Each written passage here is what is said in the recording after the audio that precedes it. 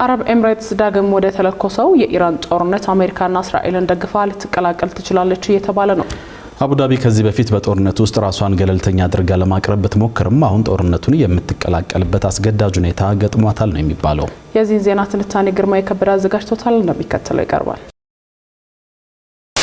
Over the past 36 hours, the United States and its partners have launched Operation Epic Fury, one of the largest, most complex, most overwhelming military offensives.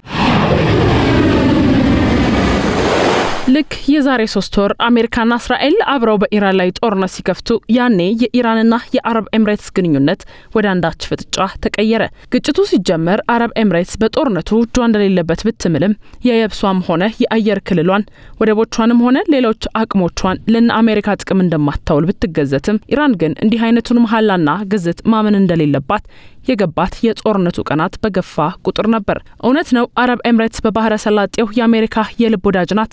በፕሬዝዳንት ትራምፕ የአብርሃም ስምምነት ከእስራኤል ጋር ከዲፕሎማሲ እስከ ንግድ እስከ ወታደራዊና እስከ ደህንነት ትብብር መስርታ የከረመች ሀገር ናት። በዚሁ ሰርጥ አቡዳቢ ለምዕራባውያን የንግድና የሎጂስቲክስ እንዲሁም የመረጃ መሰረተ ልማቶች መናኸሪያ በመሆኗም ኢራን አረብ ኤምሬትስን እንደ አንድ እሷ ላይ የዘመተ ሰይጣናዊ ጥምረት አባል አድርጋ ነው ልታያት የምትችለው። ይሄም ብቻ አይደለም። አረብ ኤምሬትስ በሀገር ወግ በሁለት እግሯ ከመቆሟ ጥቂት ጊዜ በፊት ኢራን በሆርሙዝ ሰርጥ መግቢያ አፍ ላይ የሚገኙትን የአቡ ሙሳ ትልቁ ተንብ እና ትንሹ ተንብ የተባሉ ቁልፍ ደሴቶችን በፈረንጆቹ 1971 ነጥቃታለች። የነዚህ የሶስት ደሴቶች ግንኙነት በቴህራንና በአቡዳቢ መካከል ያለው የጥላቻ ግንኙነት ማጠንጠኛ ነው የሚባለውም ለዚህ ነው። አረብ ኤምሬትስ የነዚህ ሶስት ደሴቶች ጉዳይ ገና እንደ አዲስ የሚጠዘጥዛት ቁስል መቁጠሯ ዛሬ ከአሜሪካና እስራኤል ጋር ሰልፏን ለማስተካከል ዋና ምክንያት ሊሆን ይችላል። በተረፈ አረብ ኤምሬትስ ከጦርነቱ በፊት የሁሉም ወገን ወዳጅ ሆና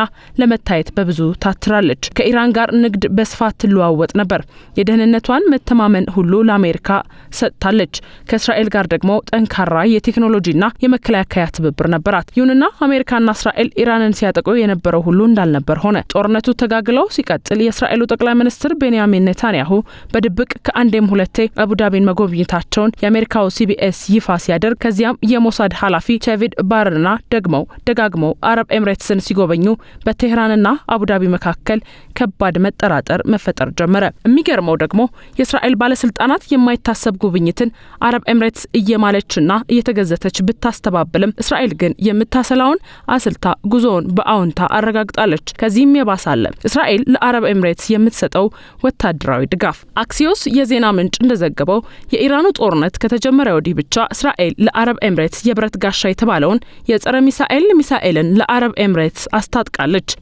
ሌላውን ወታደራዊ መረጃና ድጋፍ ሳንቆጥር ይህንን የእስራኤል ድጋፍ ለአቡዳቢ ራስን እንደ መከላከል ሊታይ ይችላል። ለቴህራን ግን አሁንም አቡዳቢን ልትቆጥራት የምትችለው ከጥላቶቿ ጋር አብራ ከጀርባ እንደወጋቻት ክፉ ጎረቤት ነው። የአሜሪካ በአረብ ኤምሬትስ ሆኖ ኢራን ላይ ሴራ መሸረብ፣ ከዚያ ሆኖ የጦር ጄት አንስቶ ግዛቶቿን መደብደብ ለቴህራን የሚዋጥ ነገር አይደለም። ባለፈው ጦርነት እንዳየነውም ኢራን የአረብ ኤምሬትስ ነዳጅ ማውጫዎችና ሆቴሎች ዶጋመድ ያደረገቻቸው ለዚሁ ብስጭቷ ማብረጃ ነው።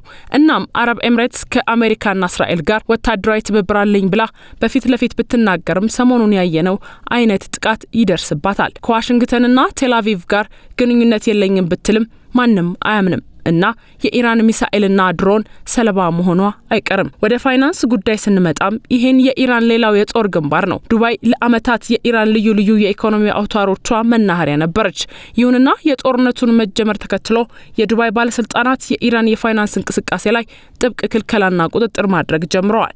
ይሄ ደግሞ ኢራንን በቢሊዮኖች ዶላር የሚያሳጣ ተግባር በመሆኑ ዱባይ ከነ አሜሪካ ጎን ተሰልፋ ቴህራንን እንደወጋቻት የሚያስቆጥር ነው። በሌላ በኩል የአሜሪካ ጫና አለ። እና አሜሪካ አረብ ኤምሬትስ ብቻ ሳትሆን ሌሎች የአካባቢው ሀገራት በሙሉ ከጎናቸው ቢቆሙ ደስታቸውን አይችሉትም። በዚህም ዋሽንግተን ኢራንና አረብ ኤምሬትስን የሚያጣሉትን 3 ቁልፍ ደሴቶችን አቡዳቢ ነጥቃ እንድትይዝና ግጭቱ እንዲካረር ይፈልጋሉ። በዚህ አቅጣጫም አረብ ኤምሬትስን መገፋፋታቸው አይቀሬ ነው። እናም ቀደም ብለን ባየናቸው የተደራቢ ምክንያቶች አቡዳቢ ወደ ጦርነቱ የሚያንደረድራት የቁልቁለት መንገድ ላይ ያለች ሀገር ናት። እናም አረብ ኤምሬትስ አመነችም አላመነችም በጦርነቱ በተግባር ከአሜሪካና እስራኤል ጎን ቆማለችና በቀጣይ ቅልጥ ወዳለ ጦርነት መቀላቀሏ አይቀርም እየተባለ ነው።